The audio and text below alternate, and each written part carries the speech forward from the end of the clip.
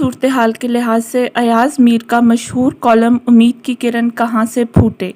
क्या हो रहा है, कौन जिम्मेदार है, किस खातून को बालों से घसीटा गया, किस घर में घुसा गया और किस अंदाज से घुसा गया, ऐसी बातों को जाने दीजिए। बेकार की बातें हैं, इनका जिक्र करके क्या हासिल होगा। बस इतना जानते हैं कि एक मुल्क जिसमें कोई इतनी ख़ास खूबी तो ना थी, लेकिन फिर भी अच्छा भला मुल्क था, का सत्यानाश हो गया है। ये तबाही की दास्तान तारीख के औराक में बंद नहीं, ये सब कुछ हमारे सामने हुआ है। बेहतरी की उम्मीद फिर कहाँ से आए, किस पर तकिया करें, किस पर भरोसा हो। 70 साल बहुत अरसा होता है। यूं तो बरसग़ीर में अंग्रेज़ की हुक्मरानी लंबी थी, लेकिन जिन इलाकों पर पाकिस्तान मुश्तमिल है, पंजाब वगैरह, उन पर अंग्रेज़ों की हुक्मरानी महज 98 बरस रही। इस अरसे में उन्होंने सब कुछ तब्दील करके रख दिया। मकसद उनकी तारीफ़ या तनकीद नहीं, सिर्फ ये कहना है कि 98 सालों में निज़ाम, कानून, तहज़ीब और रवायात सब बदल कर रख दी। इस तनाज़ुर में देखा जाए तो 75 साल बहुत लंबा अरसा बनता है, लेकिन इस मुद्दत में हमने क्या किया? नई चीज़ें हमने क्या बनानी थीं जो वर्षे में मिलीं, उन्हें भी तबाह करना शुरू कर दिया। तालीमी निज़ाम तबाह, टैक्स का निज़ाम तबाह, लॉ एंड ऑर्डर बर्बाद, कानून की हुक्मरानी का तस्वर पहले भी कोई इतना मजबूत ना था, लेकिन अब तो मजाक ही बन गया है। कुछ तबकात अमीर हुए हैं, लेकिन आबादी की मजमूई सूरत हाल क्या है।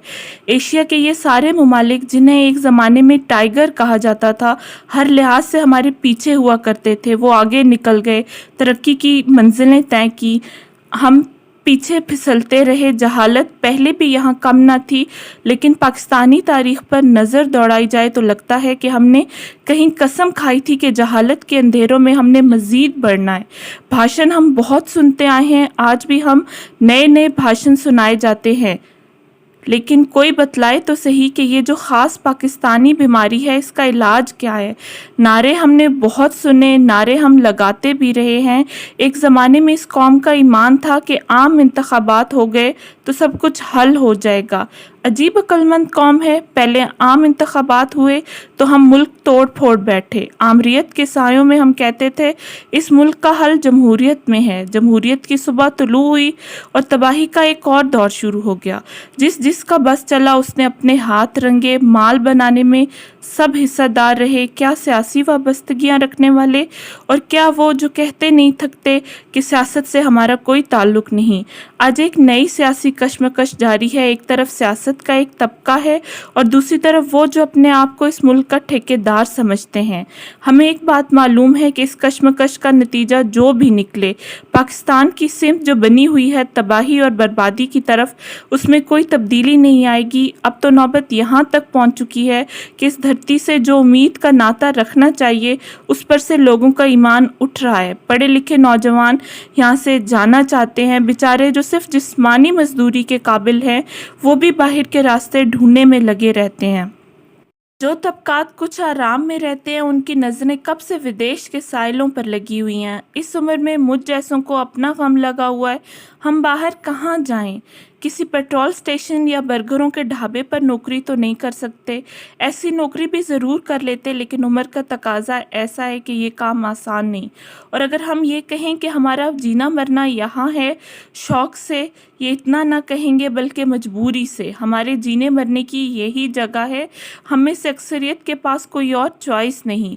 इसलिए जब एक के बाद एक निकम्मा इक़्तिदार में आता है, हम देखते हैं तो खून के आंसू रोते हैं कि हमारी तकदीर में क्या निकम्मापन ही लिखा हुआ है। कोई तो ढंग का हुक्मरान आए, लेकिन नहीं। हुक्मरानी का स्ट्रक्चर ही ऐसा तरतीब दिया गया है कि नीम पढ़े लिखे इक़्तिदार में आ जाते हैं और हुब्बुल वतनी के हमें नए नए भाषण सुनाने लगते हैं। बाद में पता चलता है कि इतने सादा भी ना थे, क्योंकि ख़बरें निकलने लगती हैं कि फ़लाँ मासूम ने वहाँ भी जायदाद बनाई और वहाँ भी असासे इकट्ठे किए। हम जैसे तो गुज़रे ज़मानों को रोते हैं। जैसे दुनिया जानती है कि जनरल याहिया खान रंगीन मिजाज थे और बड़े अच्छे और आला शौक़ उन्होंने पाल रखे थे, लेकिन माल बनाने का इल्ज़ाम उन पर कभी ना लग सका। एक आध घर पेशावर में था, जो तब के स्टैंडर्ड बैंक के सरबराह, जो कोई औलवी साहब थे और जनरल याहिया के करीब समझे जाते थे, उन्होंने उस घर की तामीर में मदद की। ایک گھر ہارلے اسٹریٹ راولپنڈی میں تھا۔ ان کے فرزند علی یحییٰ کسی بیرونی تیل کمپنی کے ملازم تھے۔ بس جنرل صاحب کی شامیں رنگین ہوا کرتی تھیں۔ لیفٹیننٹ جنرل گل حسن جنرل یحییٰ کے بعد آرمی سربراہ رہے۔ ان کے پاس تو سرے سے کوئی جائیداد نہ تھی، بڑے سمارٹ قسم کے آفیسر تھے۔ وردی ان کی ہمیشہ بڑی عمدہ ہوتی۔ اس وقت کے بیشتر افسروں کی طرح شام کو کچھ شوق فرما لیتے، لیکن کسی اور لت سے وہ مکمل طور پر آزاد تھے۔ فوج سے سبکدوشی کے بعد بھٹو صاحب نے انہیں آسٹریلیا میں سفیر تعینات کیا۔ بھٹو مخالف تحریک چلی تو سفارت چھوڑ کر واپس آ گئے۔ آخری ایام راولپنڈی کلب کے ایک کمرے میں گزارے۔ انتقال ہوا تو ان کے پاس ایک سوزوکی مارگلا گاڑی تھی جو فوج سے ملے ہوئے ڈرائیور کو وصیت میں دے دی۔ یہ اس لیے بیان کر رہا ہوں کہ تب کے اور آج کے اقتدار میں کتنا فرق آ چکا ہے۔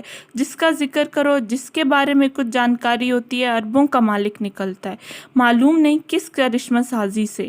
وہ زمانہ اور تھا اور موجودہ زمانہ بالکل مختلف۔ دیگر ممالک میں بھی جو اقتدار میں ہوتے ہیں مال شال بناتے ہیں، لیکن ساتھ ہی ساتھ قوم کی بھی کچھ ترقی ہوتی ہے۔ سارے ایشیائی ممالک کو دیکھ لیں، کہاں سے کہاں پہنچ گئے ہیں۔ ایک ہم ہیں کہ پیچھے ہی جاتے جا رہے ہیں۔ گھٹیا کا لفظ اب کیا استعمال کریں اچھا نہیں لگتا، لیکن ہماری سوچ نچلے درجے کی، ہمارے کردار بھی کوئی اتنے درخشاں نہیں۔ لبوں پر پارسائی کے ورد اصل میں وہی پرانی کہانی کہ مال بٹورنے میں لگے ہوئے ہیں۔ 2-3 ادوار ہماری تاریخ میں آئے کہ اپنے مقاصد کے لیے امریکیوں نے یہاں پر کچھ ڈالروں کی بارش ہم پر کی۔ ایوب دور میں کچھ امریکی ڈالر آئے، پھر جنرل ضیاء اور پرویز مشرف کے ادوار میں ڈالر خوب آئے۔ ان کا ہم نے کیا کیا؟ بنایا کیا؟ کچھ بھی نہیں۔ ایک نشانی کی طرف آپ انگلی اٹھا کر یہ نہیں کہہ سکتے کہ یہ جو ڈالر آئے ان سے ہم نے یہ فیکٹریاں بنائیں یا یہ ڈیم تعمیر کیے۔ سب اڑا دیے گئے۔ بس کچھ طبقات تھے، کچھ اشخاص تھے، ان کی جیبیں خوب گرم ہوئیں۔ ان کی پہلے کی حیثیت ہم جانتے ہیں اور بعد میں جو ہو گئے، اس ارتقائی عمل کو بھی قوم نے دیکھا۔ اسی طرح کے مزید دلچسپ کالم سننے کے لیے میرے چینل کو سبسکرائب کریں اور لائک کریں۔ شکریہ۔